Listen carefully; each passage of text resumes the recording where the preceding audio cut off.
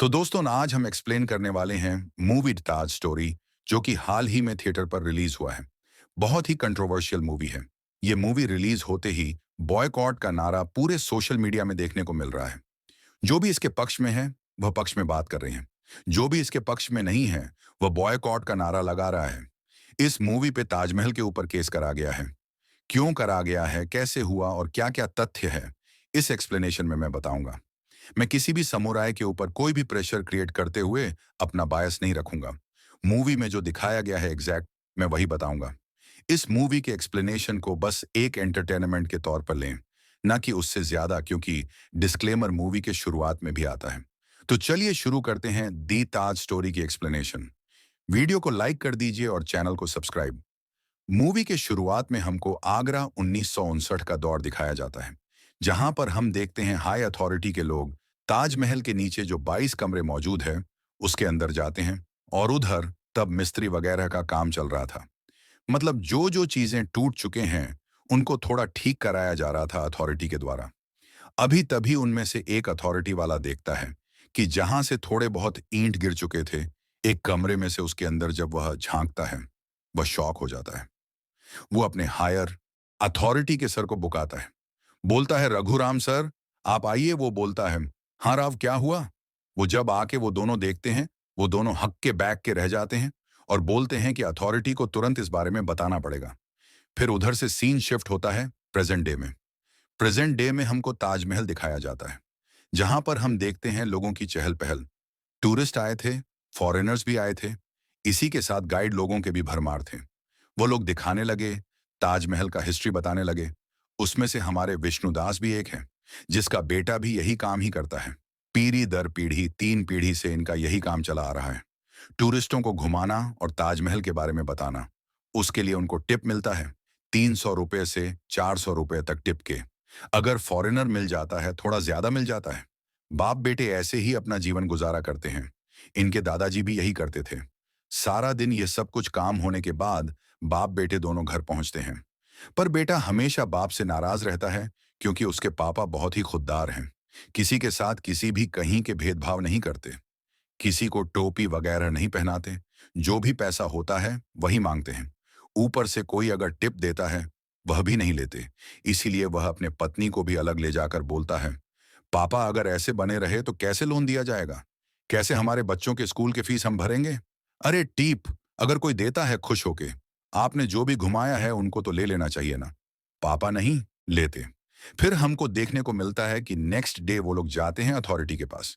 मतलब इनका टूरिस्ट का भी अथॉरिटी होता है, जहां पर वह चुनाव लड़ेंगे और वह बनेंगे उधर के प्रधान। अगर वह बन जाते हैं अथॉरिटी में प्रधान, तो वह अपने लोगों के लिए बहुत कुछ कर सकते हैं। अभी इसमें 2 पार्ट है। ऑलरेडी एक मुस्लिम लीडर है जिसका नाम है उस्मान भाई, जो नहीं चाहता कि विष्णुदास इसमें लीडर बने।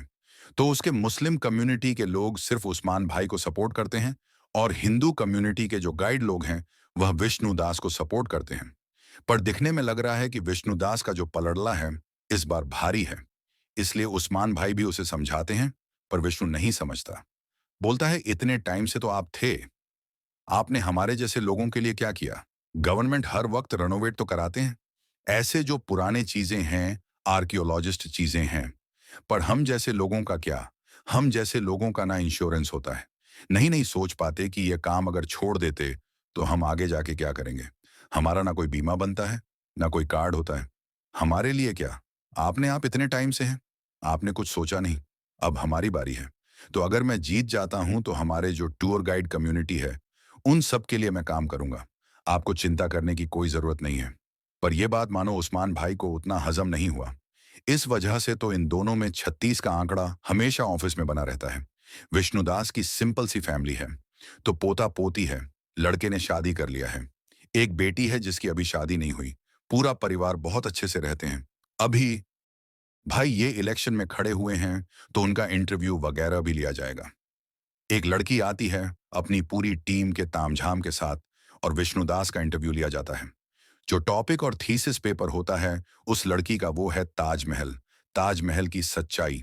शाहजहां ने ताजमहल कब बनाया, क्या राजा मानसिंह से ताजमहल को लीज में लिया गया था, ताजमहल के नीचे वाले 22 कमरे का रहस्य क्या है, उसके अंदर क्या है। विष्णु जी तब एक एक करके आंसर देते हैं जो कि बहुत ही पॉजिटिव वे होता है और ताजमहल के इर्द गिर्द ही घूमता है।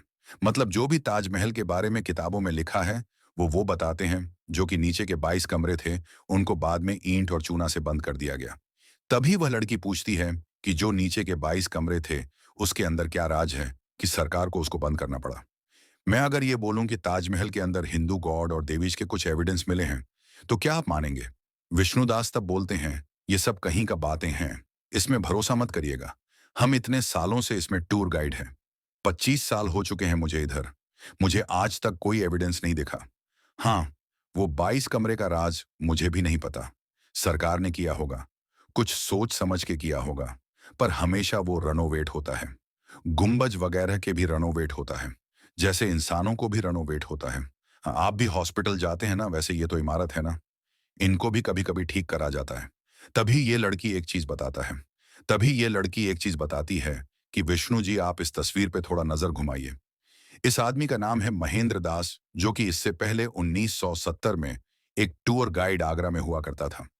और इसकी शक्ल देख के मानो विष्णु दास की एकदम सूरत बदल जाता है। ये लड़की बोलती है, अमेरिका से 2 आर्कियोलॉजिस्ट आए थे, पीटर विलियम्स एंड वियनवर्ट्स, और इन दोनों के साथ ये भी नीचे गए थे।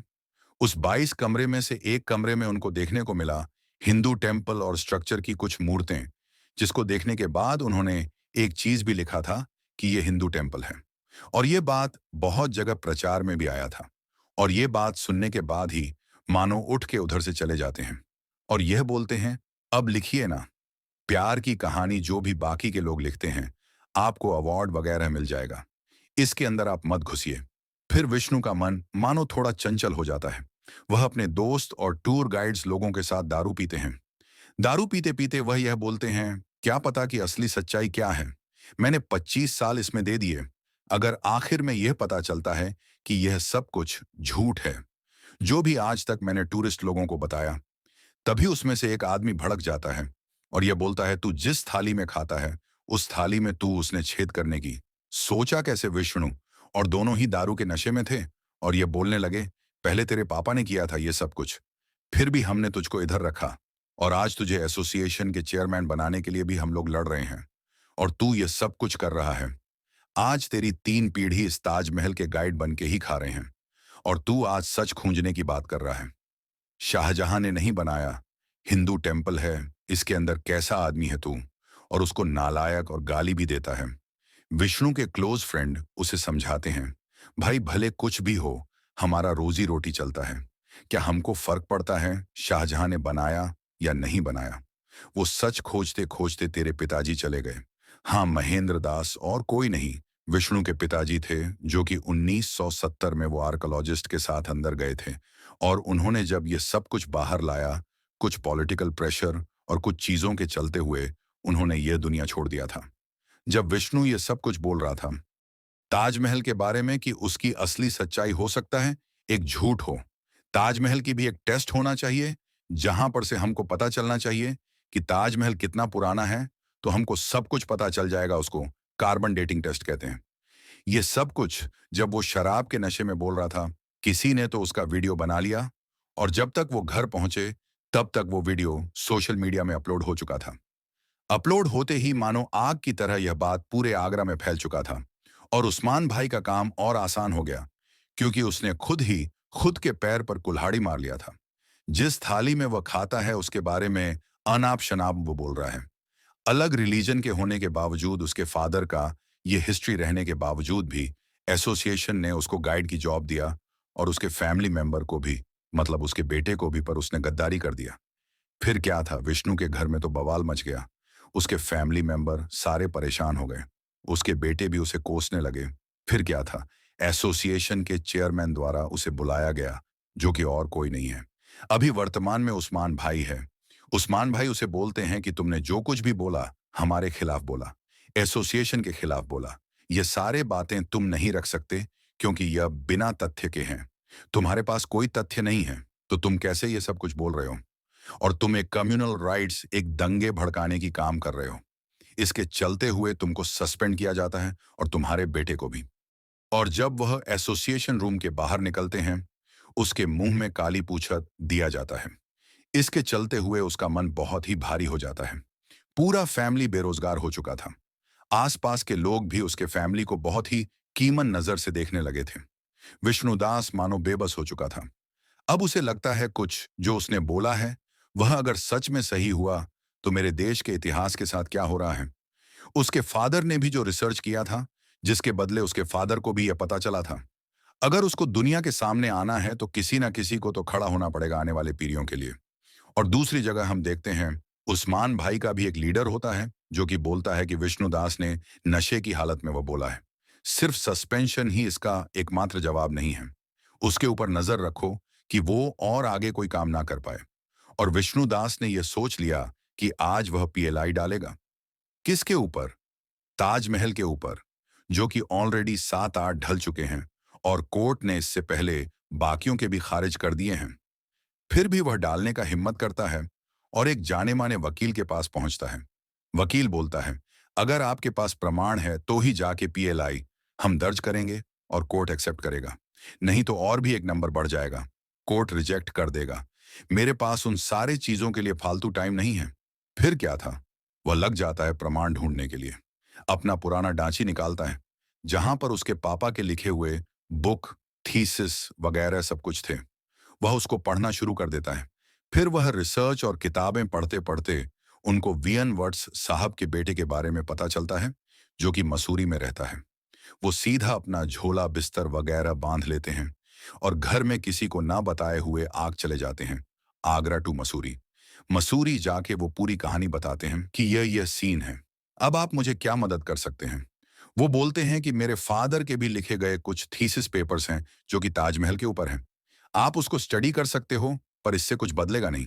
वो पूरा स्टडी कर लेते हैं और वकील को भी फोन कर देते हैं कि पीएलआई दर्ज कर लो। कोर्ट हमारी बात को सुनेगा और एक्सेप्ट भी कर लेगा। और वही होता है। पीएलआई डाल दिया जाता है और पीएलआई डालते ही सुर्खियों पर यह खबर आ जाता है। टीवी, न्यूज़पेपर, हर जगह यह बात आ जाता है और वो जो मुस्लिम आका थे, उन तक भी ये बात पहुंच जाता है। उन्होंने कभी सोचा नहीं था कि ये काम कर देगा। फिर हमको आगरा कोर्ट का सीन दिखाया जाता है, जहां पर हम राशिद को देखते हैं, जो कि डिफेंस का लॉयर था। पर जो विष्णु जी का लॉयर था, वह तो कोर्ट पहुंचा ही नहीं, क्योंकि उनके घर में कुत्ते को गन से गोली मार दिया गया है। इस वजह से, क्योंकि वह इस केस के लिए इंटरेस्टेड है और इस केस को वो लोग आगे फॉरवर्ड कर रहे हैं और यह भी धमकी दिया गया अगली बार फैमिली मेंबर होगा, तो उसने तो केस छोड़ दिया। विष्णु के पास कोई ऑप्शन नहीं था, तो खुद ही उसको कोर्ट में अपने लिए लड़ना पड़ेगा। फिर कोर्ट शुरू होता है और पहले ही पूछा जाता है कि आपका वकील किधर है। वह बोलते हैं कि मैं मेरा खुद ही वकील हूं सर, क्योंकि कोई यह केस नहीं लेना चाहता। फिर पहले वह अपना बयान शुरू करते हैं कि उनको प्रॉब्लम किस किस चीज से है।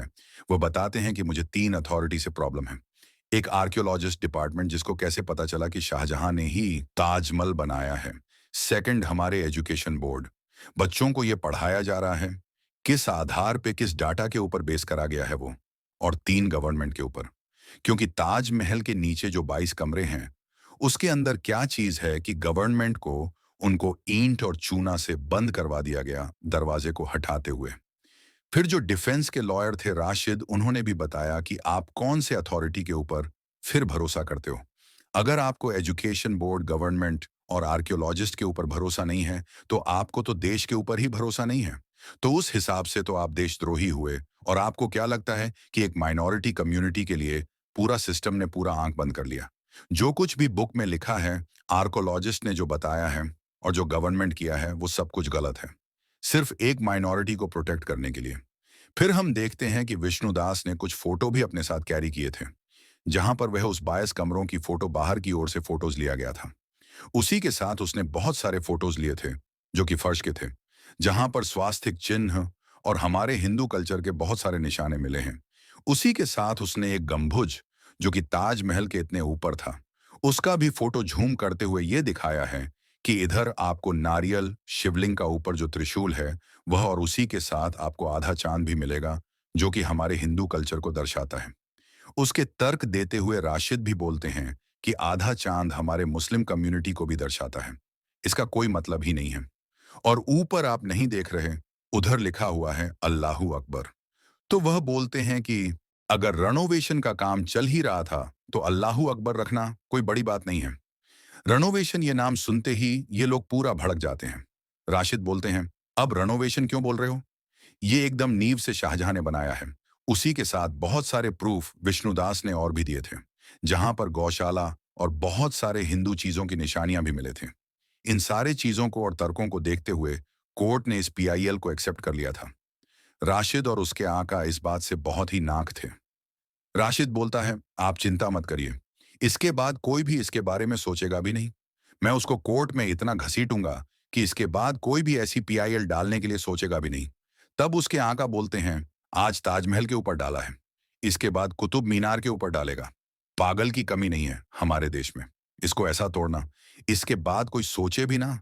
फिर अगले दिन देखते हैं, फिर से कोर्ट में हियरिंग होता है, जहां पर हम देख पाते हैं कि एजुकेशन बोर्ड से बुलाया जाता है अथॉरिटी को, जहां पर एक लेडी होती है जिसको पूछा जाता है राशिद द्वारा कि आप एजुकेशन जो भी बुक है हिस्ट्री की, उसमें कोई भी तथ्य को कैसे डालते हो? वो बोलते हैं जो हिस्टोरियन होते हैं, जो कोर्ट के वर्डिक्ट होते हैं, उनको देखते हुए पॉजिटिव वे में हम डालते हैं, जैसे बच्चे के ऊपर अच्छा असर पड़े। कोई गलत सलत चीज हम डालते नहीं हैं, कोई एक्सट्रीमिस्ट चीज हम डालते नहीं हैं। फिर हम देखते हैं कि उसको क्रॉस एग्जामिनेशन करता है विष्णु। विष्णु बोलता है जो भी मतलब हिस्ट्री बुक में है वो बच्चों के लिए अच्छा है। कोई भी एक्सट्रीमिस्ट चीज आपने नहीं बताया है। एज इट इज जो हिस्ट्री है, आपने वही चीज दर्शाया है ना मैडम? मैडम ने बोला, हाँ मैंने वही चीज दर्शाया है, और उसी से इस रूल से ही पास होता है। तब वह बोलता है, नाथूराम गोडसे ने गांधी जी को गोली मारा है? उसके पहले और पीछे आपने हिंदुत्व का यूज किया है। नाथूराम गोडसे एक हिंदू था, हिंदू पेपर के लिए वह काम करता था। उसने कितना गलत किया, इसमें उनकी जो नाम जाति, इसके बारे में बताने की क्या जरूरत थी? उन्होंने गलत काम किया है। बाबा राव अंबेडकर के लिए भी यह सब कुछ करा गया है। किसी माइनॉरिटी कम्युनिटी के बारे में क्यों आज तक क्यों ऐसा नहीं लिखा गया? क्यों उनके एक्सट्रीमिस्ट चीजों को नहीं बताया गया? हर एक माइनॉरिटी राजा के बारे में इधर बहुत ग्लोरीफाई करके आप लोगों ने लिख दिया, पर किसी भी हिंदू महाराजा के बारे में क्यों नहीं लिखा गया इतिहास बुक में? छत्रपति शिवाजी महाराज, चंद्रगुप्त मौर्य, अशोक मौर्य, संभाजी महाराज, इनके बारे में क्या आपने नहीं सुना? इनके वीर कथाएं के बारे में क्यों इतिहास बुकों में नहीं लिखा जाता? बच्चों को क्या इनके बारे में नहीं जानना चाहिए? आपको खुद के ऊपर शर्म आना चाहिए। और यह बोल के वो अपना क्रॉस एग्जामिनेशन खत्म करते हैं। कोर्ट के सामने यह बोलते हैं, इनके हिसाब से मुगलों के बाद कोई भी ग्लोरीफाई राजा पैदा ही नहीं हुआ है। सोच को पनपने से पहले ये लोग तोड़ देते हैं। कोर्ट नेक्स्ट शेयरिंग डेट देते हैं, जहां पर हम ये भी देखते हैं बहुत सारे हिंदू राष्ट्र पार्टी से भी बुलावा आ रहा था विष्णु को, क्योंकि सबको अपना कॉमन इंटरेस्ट चाहिए। और उसी के साथ मुस्लिम कम्युनिटी के लोग भी विष्णु से बहुत नाराज। इससे चलते हुए उसकी बेटी और उसके बहू के साथ भी बाहर बदतमीजी होने लगे। उसके बेटे को भी पीटा गया था रास्ते में। तभी एक हिंदू नेता आता है और उसके बेटे को हॉस्पिटल में भर्ती करता है, और विष्णु के पूछने पर यह बताता है कि तुम्हारे पिता भी मेरे पास आए थे, तब मैं छोटा कोटा कार्य करता था, कुछ नहीं कर पाया, पर आज तुम्हारे लिए मैं करूंगा। इसमें उसका खुद का इंटरेस्ट क्या है ये तो हमको नहीं पता, पर विष्णु का काम हो गया कि उसका बेटे का जो है इलाज हो गया, और उसके सपोर्ट में एक पॉलिटिकल नेता आ गया। फिर अगले दिन कोर्ट हियरिंग में एक हबीब साहब को लाया गया रशीद द्वारा, जो कि बहुत जाने माने लेखक थे। ताजमहल के ऊपर उन्होंने बहुत कुछ लिखा भी है। बोलते हैं कि फारसी में सब कुछ लिखा हुआ था।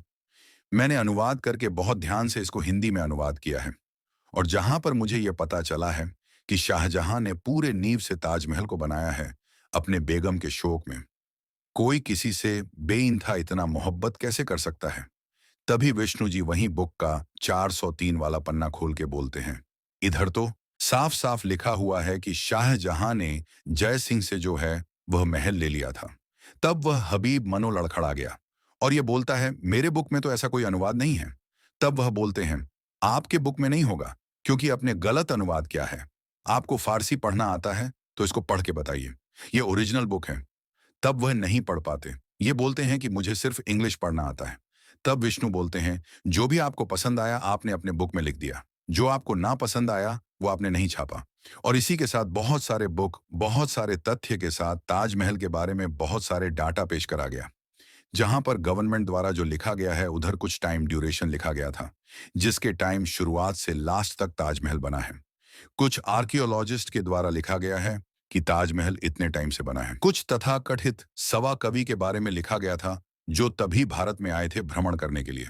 उन्होंने कुछ लिखा है, किसी का टाइमलाइन भी किसी दूसरे के टाइमलाइन के साथ मैच नहीं कर रहा। और दूसरी जगह कोर्ट बार बार बोले जा रहा है कि आपको सबूत पेश करना पड़ेगा, जो कि आइटनेस है कि उस 22 कमरों के अंदर क्या है। तब विष्णु बताते हैं जो सर विलियम्स आए थे, उन्होंने गवर्नमेंट की परमिशन ना लिए बिना कार्बन डेटिंग किया था एक लकड़ी के दरवाजे के ऊपर। उनको पता चला था कि जब ताजमहल था उससे 300 साल पहले ये ताजमहल का लकड़ी का सैंपल है। मतलब उसका पहले ये सब कुछ बना है, शाहजहां ने इसको नहीं बनाया है। और जब ये थीसिस पेपर उन्होंने